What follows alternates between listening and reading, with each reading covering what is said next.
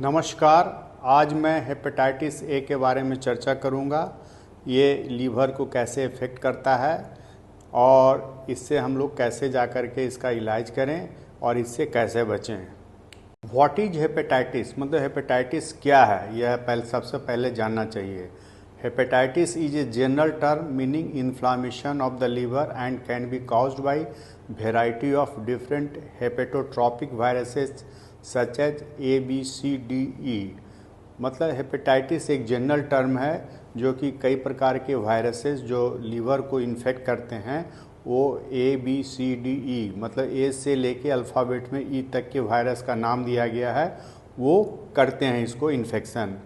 Hepatitis और E R responsible for the most of the water borne community acquired hepatitis, while B and C and D are responsible for the post transfusion hepatitis, blood and sexual contact. मतलब इसमें जो hepatitis A और ई वो water borne disease है, community के द्वारा फैलता है, ये खाने पीने से फैलता है। और हेपेटाइटिस बी, सी और डी है ना, वो ब्लड के थ्रू फैलता है, चाहे वो ट्रांसफ्यूजन के थ्रू फैले या सेक्सुअल कांटेक्ट से फैल सकता है। Other hepatotropic viral agent include hepatitis G virus, TT virus और SEN virus.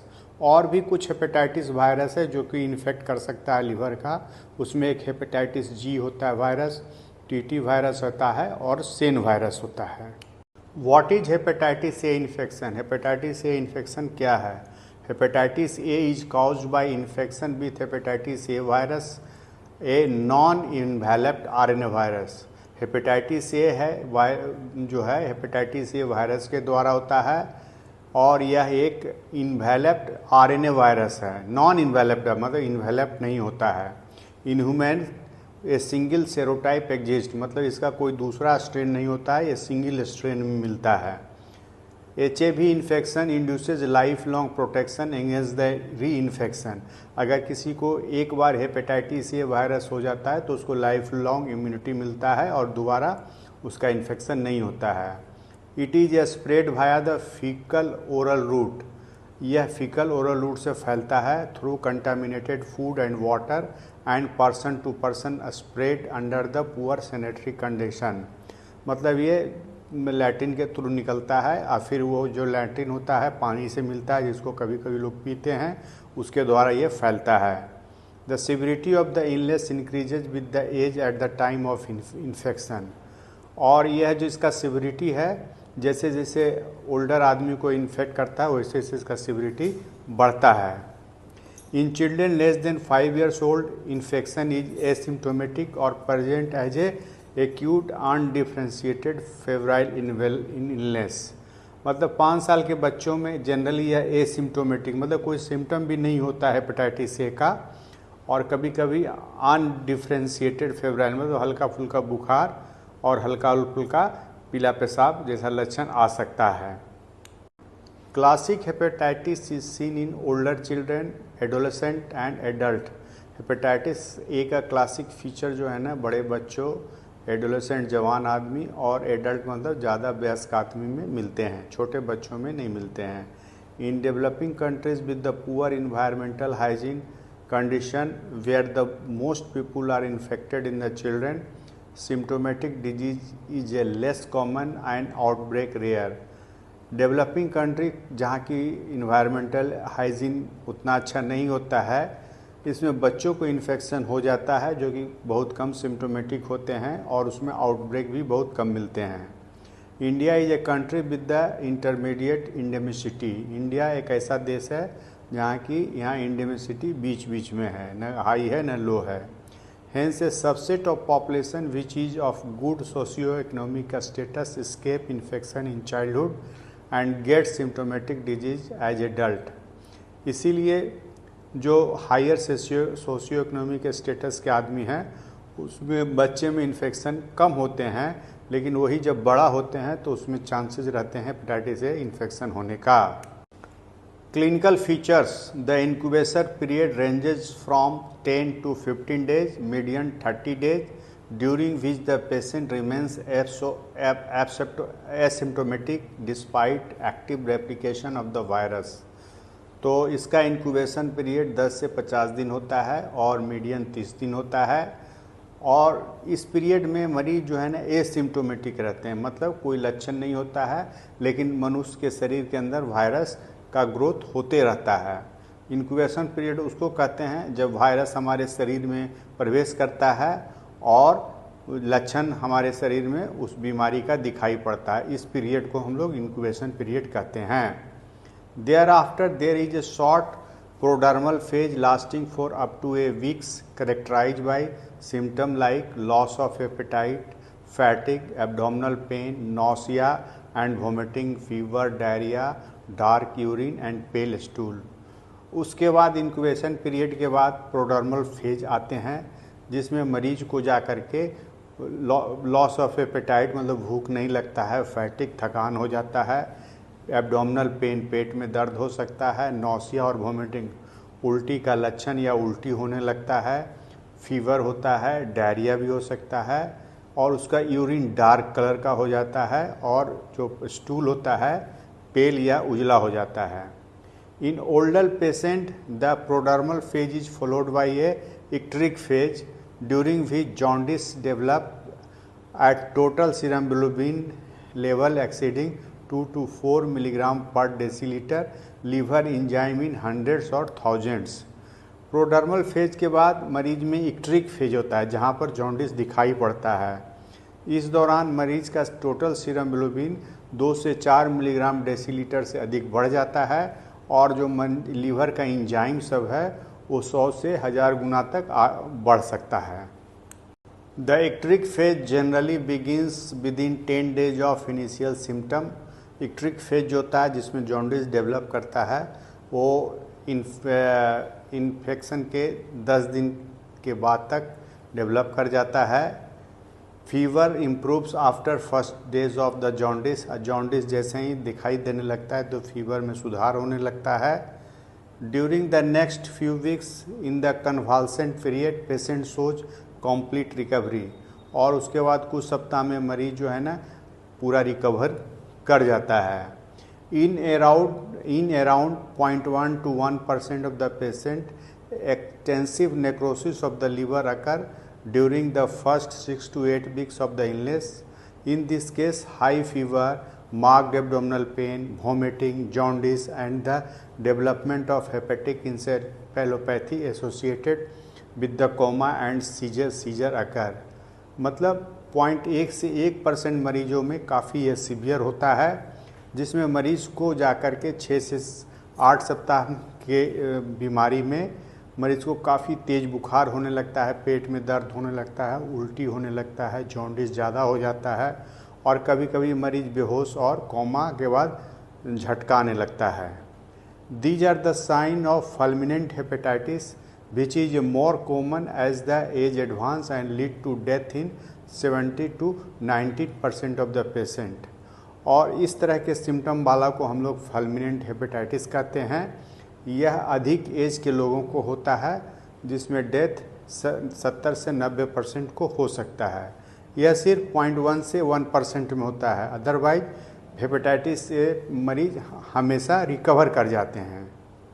In patients who survive, neither functional nor pathological sequelae are common despite the widespread necrosis। मतलब जो पेशेंट फल्मिनेंट हेपेटाइटिस में हो जाते हैं और वो बच जाते हैं तो बाद में उनको कोई प्रॉब्लम नहीं होता है, न जाकर के पैथोलॉजी के अनुसार न कोई फंक्शन के अनुसार। Infection with hepatitis A does not lead chronic और परसिस्टेंट हेपेटाइटिस। और हेपेटाइटिस ए जो है ना क्रोनिक हेपेटाइटिस नहीं करता है और परसिस्टेंट हेपेटाइटिस नहीं करता है। In some patient there is a prolong febrile cholestatic phase and some patient have a relapsing pattern. और कुछ मरीजों में बहुत दिनों तक कोलेस्टेटिक फेज रहता है और कुछ में रिलैप्स कर सकता है। Diagnosis. The specific diagnosis of acute hepatitis A is made by finding anti hepatitis A V IgM in the serum of the patient. मतलब इसका जो स्पेसिफिक डायग्नोसिस होता है, अगर सीरम में एंटी HAV IgM मिलता है तो इसका स्पेसिफिक डायग्नोसिस हो जाता है। Anti HAV IgM is detectable after 3 weeks after exposure, always by the time symptom occur, and its titer increases over 4 to 6 weeks, then declines to non-detectable level within the 6 month of infection। मतलब कि anti HAV IgM antibody जो है ना, ये 3 सप्ताह के बाद infection के बाद पता लगता है, और इसका टाइटर जो है, मात्रा जो है 4 से 6 सप्ताह तक बढ़ता है। उसके बाद धीरे धीरे ये कमने लगता है और 6 महीना होते होते IgM लेवल समाप्त हो जाता है। As IgG anti-HAV persists lifelong after the acute infection, detection of IgG anti-HAV alone indicate fast infection। अगर किसी मरीज को एंटी IgG एंटी HAV है तो उसको मतलब बता सकता है कि ये पहले कभी इसका हेपेटाइटिस ए का इन्फेक्शन हुआ होगा। Laboratory evaluation of liver function includes estimation of total and direct bilirubin, transaminase, alkaline phosphatase, prothrombin, time, total protein and albumin। Laboratory other test कराते हैं जिसमें लीवर फंक्शन टेस्ट कराते हैं। इसमें direct and total serum bilirubin देखते हैं, transaminase enzyme देखते हैं, अल्कलाइन फॉस्फेटेज एंजाइम देखते हैं, प्रोथ्रोम्बिन टाइम देखते हैं, टोटल प्रोटीन और एल्ब्यूमिन देखते हैं। डिफरेंशियल डायग्नोसिस मतलब इस तरह का दूसरा कौन कौन सा बीमारी हो सकता है। Hepatitis needs to be differentiated from other viral hepatitis, chiefly hepatitis E, Wilson disease and autoimmune hepatitis. Hepatitis A virus को दूसरे वायरस से हम लोग डिफ्रेंशिएट करना चाहिए, जैसे कि हेपेटाइटिस ई है, विल्सन डिज है और ऑटोइम्यून हेपेटाइटिस है। इसके पहले मैं वीडियो ऑटोइम्यून हेपेटाइटिस पर बना चुका हूं, इसको आप देख सकते हैं। Treatment, hepatitis A virus infection का ट्रीटमेंट क्या है। Therapy supportive aimed at maintaining adequate nutrition. चूँकि हेपेटाइटिस ए एक वायरल डिजीज है, इसीलिए कोई इसका स्पेसिफिक ट्रीटमेंट नहीं है। इसमें सिर्फ सपोर्टिव ट्रीटमेंट देते हैं और उसका न्यूट्रिशन एडुकेटली मेंटेन करते हैं। एग्स, मिल्क एंड बटर में actually help provide A correct caloric intake. लोगों में धारणा है कि हेपेटाइटिस में जाकर के ज़्यादा तेल नहीं खाना चाहिए, लेकिन एग्स है, मिल्क है, थोड़ा बटर लेने से मरीज का न्यूट्रिशन इम्प्रूव करता है और वह स्वस्थ हो सकता है। Antiviral agents have no role because the hepatic injury appears to be immunopathologically indicated. Hepatitis A virus में हम लोग जनरली जा कर के कोई एंटीवायरल ड्रग्स नहीं देते हैं, क्योंकि हेपेटिक इंजुरी होता है इम्यूनोलॉजिकल प्रोसेस के कारण। Liver transplant is recommended for patient with the fulminant hepatitis. और जो 0.1 से 1% लोगों में फल्मिनेंट हेपेटाइटिस होता है, उसमें कभी कभी लीवर ट्रांसप्लांटेशन के लिए मरीज को रिकमेंड किया जाता है। Steroid are sometimes indicated in patient with cholestatic and relapsing hepatitis. और कभी कभी जा कर के स्टेरॉयड हम मरीज को देते हैं जिसमें यह सुधार होता है। Prevention, the ideal preventive strategy is improvement in sanitation, hygiene and water supply. चूँकि यह फीको ओरल रूट से फैलता है, तो इसको प्रिवेंशन के लिए सैनिटेशन में सुधार करें, हाइजीन मेंटेन करें और वाटर सप्लाई सही करें।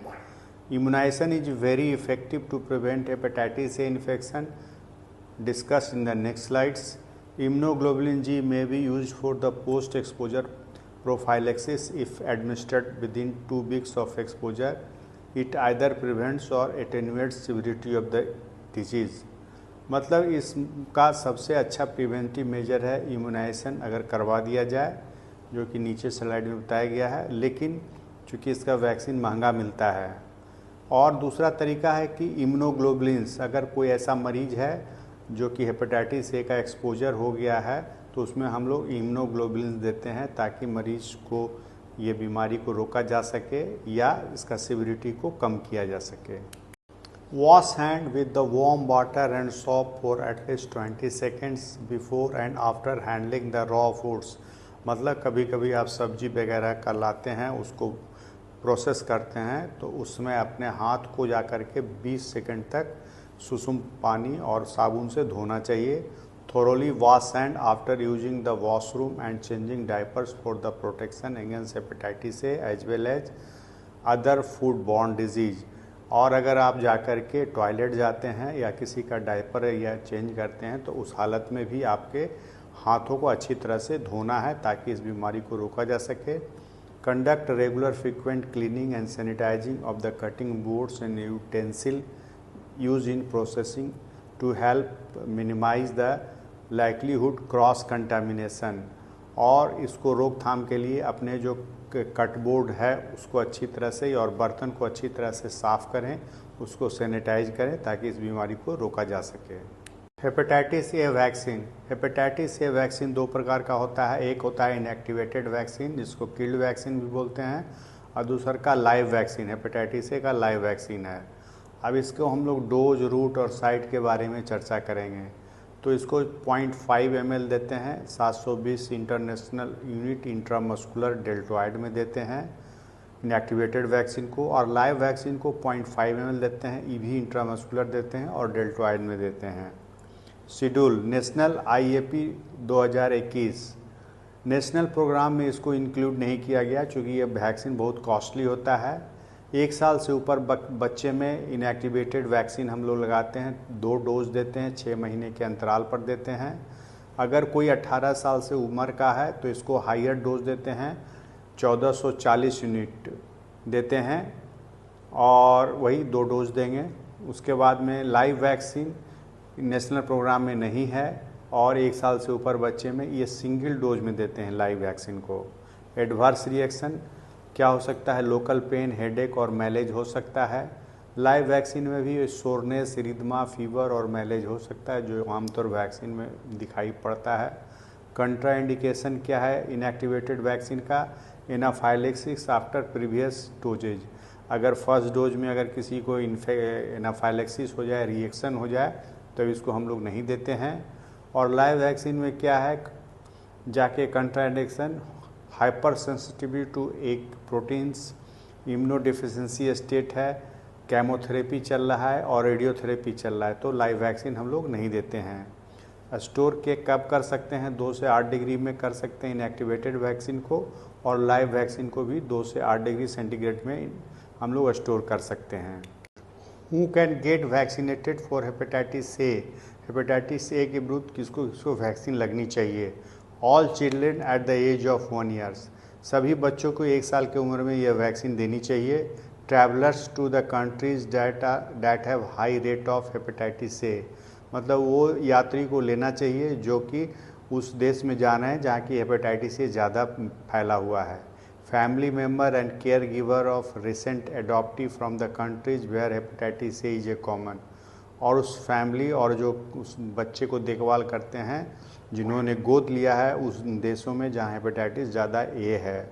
Man who have unprotected sexual contact with the other man, और कभी कभी जा कर के एक आदमी दूसरे आदमी के साथ जो सेक्सुअल कॉन्टैक्ट करता है उसमें भी उन दोनों को वैक्सीन लेना चाहिए।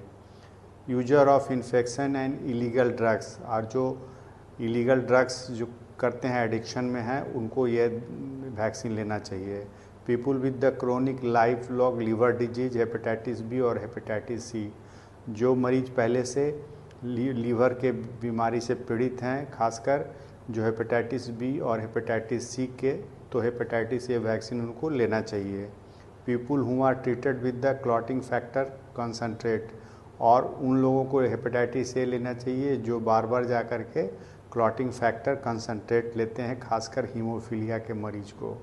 People who works with the hepatitis A infected animal और इन ए हेपेटाइटिस रिसर्च लेबोरेटरी, और उन लोगों को लेना चाहिए जो हेपेटाइटिस ए इन्फेक्टेड एनिमल को डील करते हैं या जो हेपेटाइटिस ए से संबंधित रिसर्च लैब में काम कर रहे हैं।